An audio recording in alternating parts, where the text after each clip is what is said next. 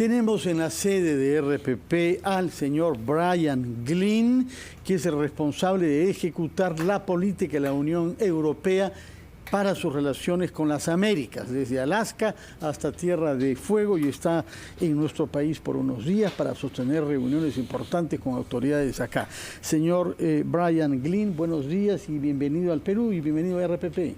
Hola, buenos días. Un gran placer estar de vuelta en Perú. De acuerdo, creo que estuvo en octubre pasado ya, ¿no? Octubre pasado con nuestro líder político, que es el alto representante de la Unión Europea, Josep Borrell. Josep Borrell, de acuerdo. Ahora, dentro de poco, esta mañana, comienza una reunión de toda una jornada en donde pasarán revista a los diversos temas de las relaciones de la Unión Europea con el Perú. ¿Cuáles de estos temas le parece a usted los más importantes y aquellos a los cuales quiere irse con ideas claras de lo que se está pensando y haciendo en el Perú?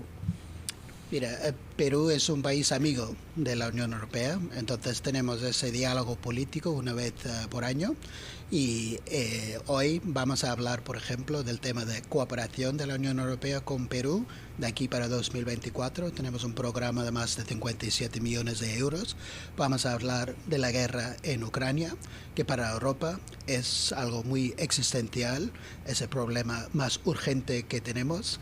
Vamos a hablar también de las relaciones de la Unión Europea con América Latina y el papel del Perú como país amigo dentro de América Latina, y también pasar en revista todas las cosas que tienen interés para ambos lados, incluido, por ejemplo, el proceso de adhesión del Perú al OCDE. Muy buenos días, señor Glynn. ¿Cómo se observa desde la Unión Europea la problemática que se vive en la región y especialmente en el Perú, en democracias que son tan sensibles?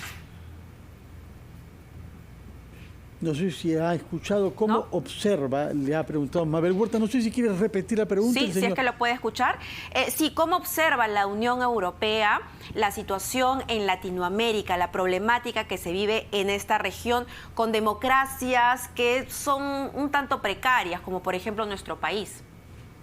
Bueno, en la América Latina se puede decir que hay democracias frágiles, pero también hay democracias robustas. Y el eje de nuestra cooperación durante muchas décadas con el Perú se basa en la democracia, en el desarrollo y los derechos humanos. Y es verdad que dentro del Perú se vive una democracia robusta, pero en muchos países de la Unión Europea también se vive esa democracia robusta. El alto representante, mi líder, mi jefe político, quiso venir al Perú el año pasado solo para marcar el paso que en el Perú hubo un cambio. Ese cambio, elecciones también con un resultado con poca diferencia entre los dos lados, pero una elección, por ejemplo, que benefició de nuestra misión electoral. Y las misiones electorales de la Unión Europea, nosotros lo consideramos como una de nuestras superpotencias, porque cada vez más los países piden el ingreso de esas misiones electorales por su profesionalismo, por su objetividad, y no solamente en el Perú. Recientemente tuvimos también una misión electoral en Venezuela, tuvimos también para las elecciones presidenciales en Honduras, y también tenemos una solicitud de Brasil para las elecciones de este año. Eso quiere decir que en toda la región la democracia se vive de una manera muy viva, muy robusta, y es verdad que a veces hay problemas relacionados con esa democracia, pero nosotros, nuestra política es siempre apoyar a la democracia, apoyar a más democracia y asegurar que las instituciones de la democracia puedan funcionar. Señor Glynn, buenos días. Muchas gracias por su visita. Recientemente en una entrevista el embajador de la Unión Europea en nuestro país, Gaspar Frontini, habló de la posibilidad de que la Unión Europea trabaje de una manera más conjunta con el Perú, fortalecimiento de esa relación. ¿Cómo se va a reflejar este fortalecimiento? ¿Cuáles son las principales directrices? Al menos usted ha manifestado ya una meta en cuanto al apoyo económico de la Unión Europea al Perú, pero ¿cómo se va a graficar, se va a representar este fortalecimiento de la cooperación en los próximos años? Como he dicho, Perú ya es un país amigo, ya tenemos una estructura bastante frecuente de encuentros con el gobierno de Perú y a todos los niveles, pero El gobierno de Perú también ha solicitado un fortalecimiento de esas relaciones y estamos casi a punto de firmar un nuevo memorando de entendimiento. Y en ese memorando de entendimiento es como subir un peldaño en las relaciones entre la Unión Europea y el país. Y eso va a querer decir unas relaciones políticas más estrechas y una ampliación de la gama de las áreas de cooperación. Y también para acompañar ese memorándum de entendimiento vamos a tener un acuerdo cuadro sobre el involucramiento del Perú en todas las políticas de la Unión Europea. Entonces, aparte el programa de cooperación aparte, también hay la posibilidad de países de participar en todos los programas de la Unión Europea. Y un ejemplo de eso sería el programa Erasmus. El programa Erasmus Plus, que es uno de los grandes logros de la Unión Europea, es para intercambios entre estudiantes y universidades. Y yo soy el principal beneficiario. Yo no estaría aquí si no fuese por el programa Erasmus. Hice un año de intercambio en la Universidad de Deusto, de Bilbao. No sé si queda algo, si hay una huella de mi acento vasco de hace 30 años, pero ese es un ejemplo de cómo la Unión Europea acerca a la gente. Y hay mucho interés por parte de las universidades aquí en Perú, mucho interés por parte de estudiantes de hacer más intercambios. Entonces, en todas las áreas, todas las gamas, habrá más cooperación entre la Unión Europea y Perú. Señor Brian Glynn, tenemos que ir a una pausa. Yo le ruego que nos acompañe y después de la cual quisiera que nos diga una palabra sobre esos temas difíciles, delicados de nuestras relaciones, que tiene que ver con el narcotráfico, porque Europa es uno de los mercados principales de la droga que ilegalmente sale de nuestro país. Hablaremos sobre eso y otras formas del crimen organizado después de una breve pausa. Las Américas de la Unión Europea están en una visita de trabajo en Lima y le dejamos planteada la pregunta relativa al tema drogas. ¿Qué es lo que la Unión Europea ve como evolución? Estamos produciendo cada vez más cocaína en el Perú, parte importante de la cual parte a los 27 países de la Unión Europea.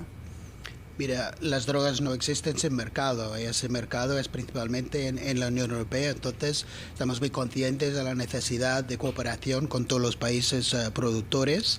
Y ayer tuve el privilegio de estar con el presidente ejecutivo del programa de vida.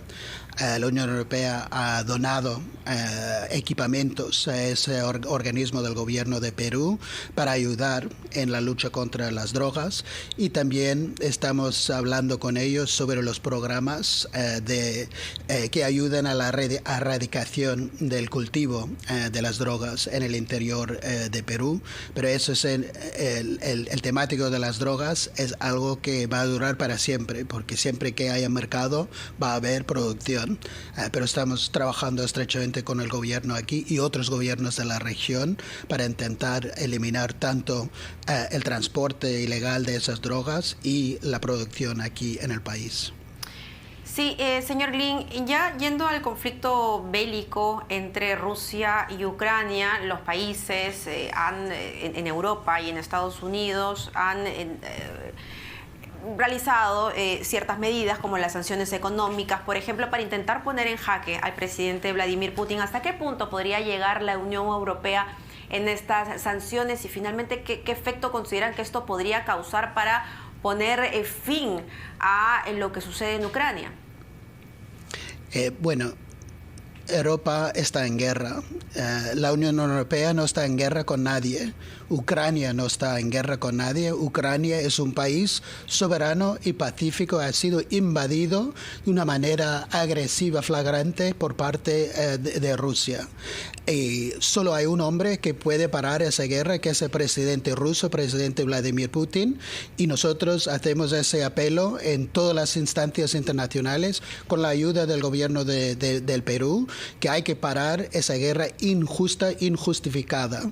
La Unión Europea ya ha adoptado un paquete de sanciones, un paquete masivo, y es por primera vez en nuestra historia, y estamos básicamente diciendo al gobierno ruso que no van a tener acceso a los fondos necesarios para continuar con esa guerra injusta, y nosotros haremos todo lo posible para dificultar esa guerra que tiene que parar. Ya tenemos a 2,5 millones millones de ucranianos que han huido del país, y dentro del país hay aún más gente desplazada. Y esos refugiados ucranianos vienen principalmente a la Unión Europea, donde han recibido una acogida bastante calurosa, sobre todo por parte del pueblo polaco.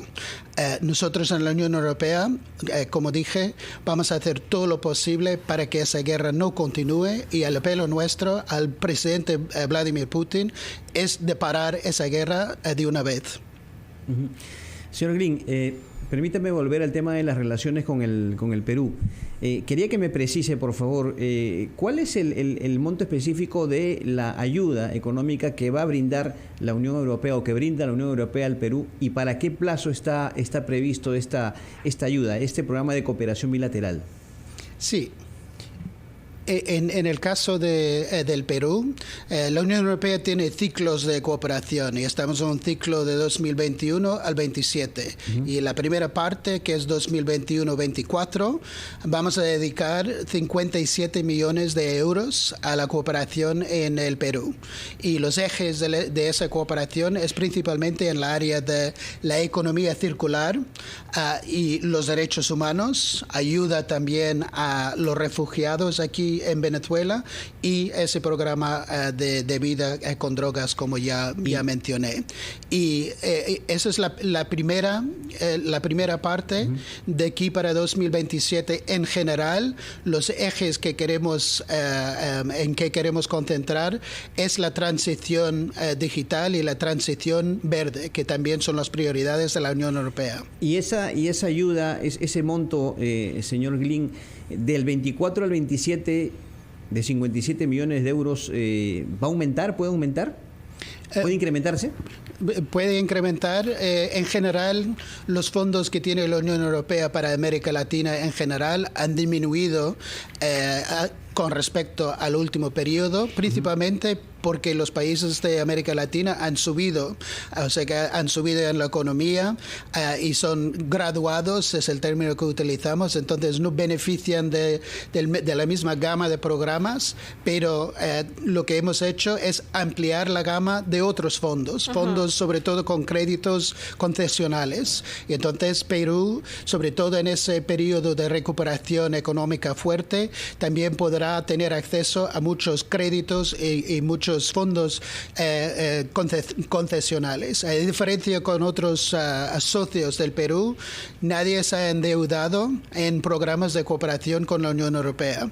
Hay la parte no reembolsable, pero los fondos que ofrecemos, los créditos siempre son con tasas de interés muy bajas. Entonces, nadie se ha endeudado con nuestros programas de cooperación. Señor Glynn, si me permite, Fernando, respecto a estos fondos que la Unión Europea destina a Latinoamérica y a nuestro país, ¿esto se ve afectado también por la constante crisis en la que vivimos? Hace unos instantes usted decía que consideraba que Perú vivía una democracia robusta, pero vemos que hay una vacancia en ciernes. Vea usted cuántos presidentes hemos tenido en un periodo de tiempo tan corto. ¿Esto afecta la colaboración, la cooperación que viene desde la Unión Europea? No afecta. Nosotros tenemos relaciones con países y, claro, los gobiernos son los que implementan esos programas de cooperación. Pero tener una democracia robusta y tener dificultades dentro del sistema democrático no es algo limitado al Perú. Y dentro de la Unión Europea ha habido países que han tenido más de 60 primeros ministros después de la Segunda Guerra Mundial. O sea que tampoco, dentro de lo que cabe en los 200 años de la historia del Perú, ese periodo no es el peor. O sea que nosotros lo que queremos es que los problemas que hay se resuelvan dentro de ese marco democrático.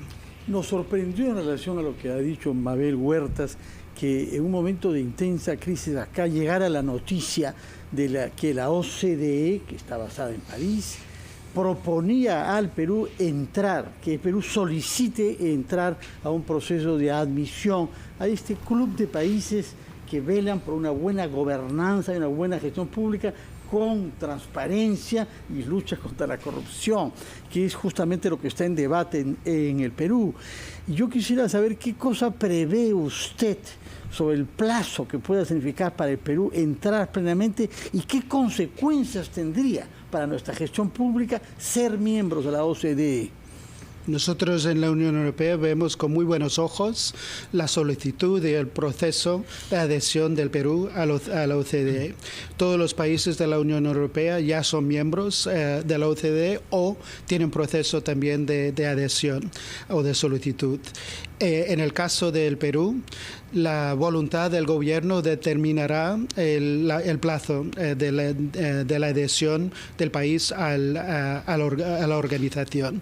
Y porque para entrar en la OCDE hay que demostrar no solamente que existe legislación en todas las áreas de la corrupción, de separación de poderes y las áreas económicas principales, pero también hay que demostrar que esas leyes se aplican en el país. Entonces, ese proceso es un proceso, para utilizar mi palabra favorita de la mañana, robusto.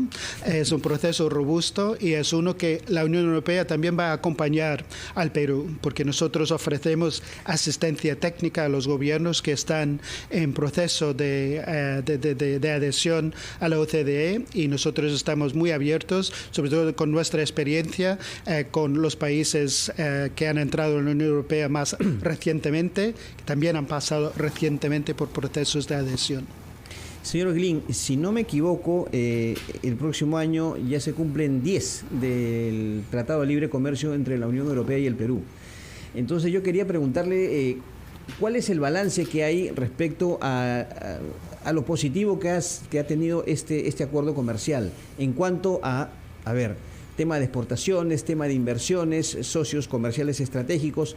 ¿Cuál es el balance que usted hace de estos casi 10 años del TLC entre la Unión Europea y el Perú? El balance es sumamente positivo porque los acuerdos comerciales es la otra superpotencia de la Unión Europea. Nosotros ofrecemos acceso a nuestro mercado y también hay acceso al mercado peruano para las sociedades europeas, pero siempre con plazos que respetan el desarrollo distinto del país. Hace 15 años en la Unión Europea un arándano era algo bastante raro, exótico, y hoy día con todos los europeos que en su desayuno se ponen un poco de arándano sobre sus cornflakes o su muesli, en 99% de los casos viene del Perú. Los espárragos también vienen del Perú y la minería también ha beneficiado de ese acuerdo. Lo que nosotros queremos es que no se limite a esos sectores, y lo importante es cuando hay un acuerdo comercial aprovechar al máximo de todas las áreas, porque Perú, para avanzar al próximo peldaño del desarrollo, tendrá que ampliar la gama también de productos y servicios que ofrece al resto del mundo, y el acuerdo es ideal para avanzar en eso. Entonces yo creo que los próximos 10 años del acuerdo vamos a ver más productos que no conocemos en Europa con la marca hecho en Perú. Muchas gracias por su presencia, muchas gracias por el optimismo que nos transmite pese a las circunstancias difíciles que vive la Unión Europea y también el Perú. Retenemos sobre todo que la base de nuestra amistad está fundamentada en el respeto a la democracia y a los derechos humanos. Muchas gracias por su presencia y que tenga una fecunda estadía en el Perú, señor Brian Glynn, responsable de las políticas para las Américas de la Unión Europea. Muchas gracias. Buenos días.